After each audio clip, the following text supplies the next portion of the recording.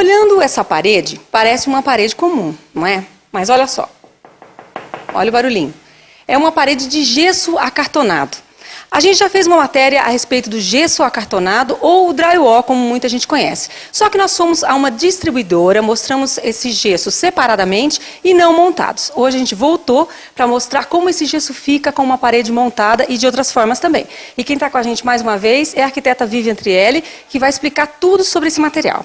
Vivian, para começar, como é feito o gesso de drywall? Explica para a gente. O gesso acartonado é um sistema construtivo também conhecido como o sistema seco, porque ele não produz resíduos, o desperdício é mínimo e é uma execução muito fácil, né? Ela não suja a obra, é uma execução muito limpa. Aqui a gente tem uma amostra, né, de como funciona a estrutura. O gesso ele é composto basicamente por 3 elementos, né? Um deles é a placa de gesso acartonado mesmo, que ele é o polímero dele, né, com as capas de papel craft.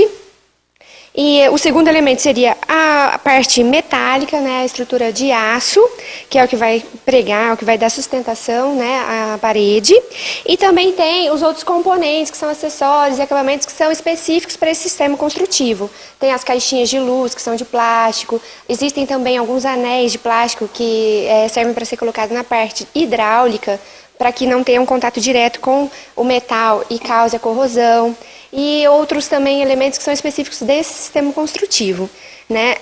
Quando a pessoa necessita de um tratamento acústico mais efetivo, as paredes são feitas com 2 placas de gesso de cada lado, né? São duplas, e por dentro ainda pode ser colocado também uma lã mineral, que ajuda a dar maior absorção ainda para o som, né? É o que mais assim diferencia da construção convencional, além também dessa facilidade, limpeza da obra e a facilidade e rapidez da execução, porque é muito rápido, né?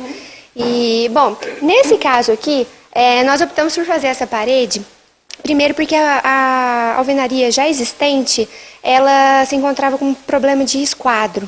Então, foi uma forma também da gente resolver esse problema, porque senão na hora de executar o piso ia ficar bastante evidente. Então, por isso que nós optamos por usar drywall aqui.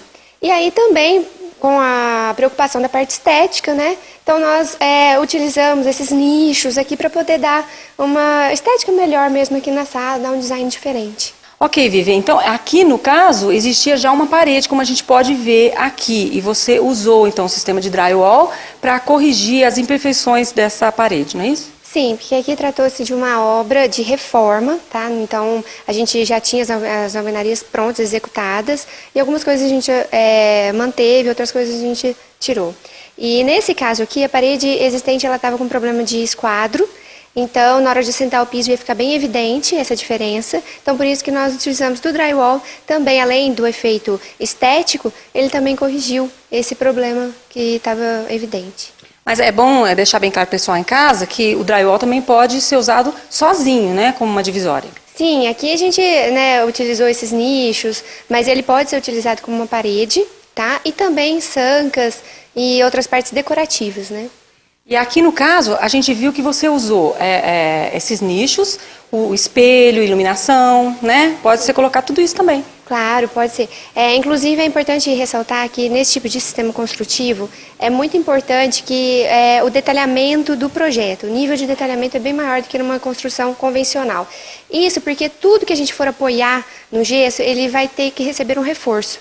Tá? Então, no caso aqui, como a gente colocou essas prateleiras, nesse caso a gente fez um apoio interno para receber a televisão. E esse apoio, ele pode ser através de um painel de MDF, ou então ele pode ser também só um reforço mesmo estrutural, esse perfil de aço ser colocado mais próximo um do outro, para poder ser apoiado um peso, no caso da televisão aqui, mas pode ser também, em outros casos, uma bancada, uma pia, ou qualquer tipo de apoio, ele vai ter que ser reforçado. Então, o nível de detalhamento arquitetônico, nesse caso, é bem maior do que na construção convencional.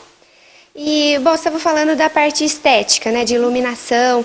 Então, como a gente utiliza esse sistema, a gente tira proveito para poder enriquecer o projeto com iluminação. Nesse caso aqui, a gente colocou a dicróica, só que essa dicróica é uma dicróica LED, tá, que ela não esquenta e o consumo é menor de energia. e o efeito é o mesmo, né? Então, esse aqui ele enriquece o trabalho e a gente também tem a opção de colocar um fundo de espelho, que é o que está ali também, e uma iluminação embutida. Ele também permite que seja feito uma projeção de luz escondida, né? Para ficar uma iluminação indireta, dar um outro efeito também para o ambiente, né? Realmente ficou muito bonito e diferente, né, Vivian?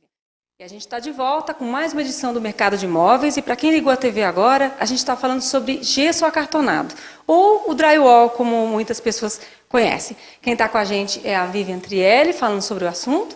E eu fiz a última pergunta para a Vivian sobre o uso do gesso acartonado em locais úmidos. É possível, né, Vivian? É possível sim, tá? Existem 3 tipos de placa do gesso acartonado, tá? Uma delas é a branca, que é utilizada, que é aquela que a gente mostrou, que ela é utilizada mais em ambientes secos, tá? Quartos, salas, em sancas para esses mesmos ambientes que não recebem umidade.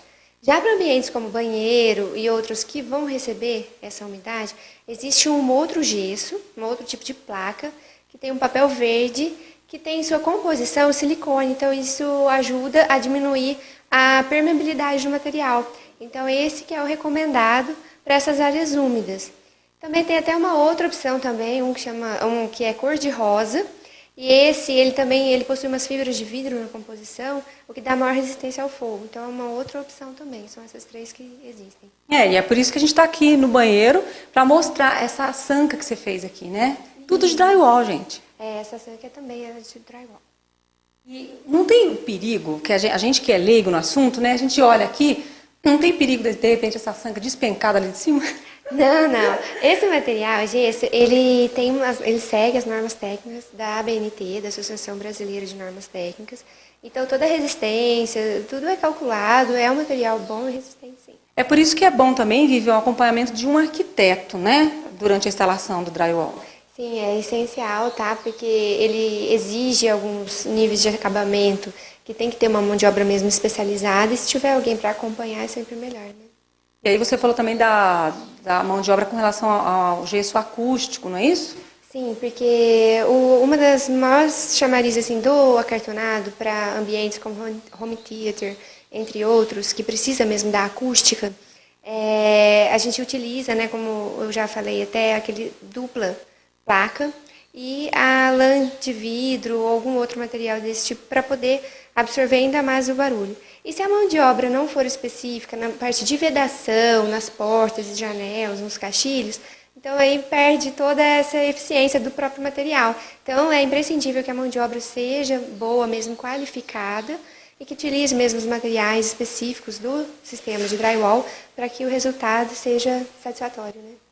E a durabilidade desse material, Vivian? Quanto tempo dura? Tem garantia?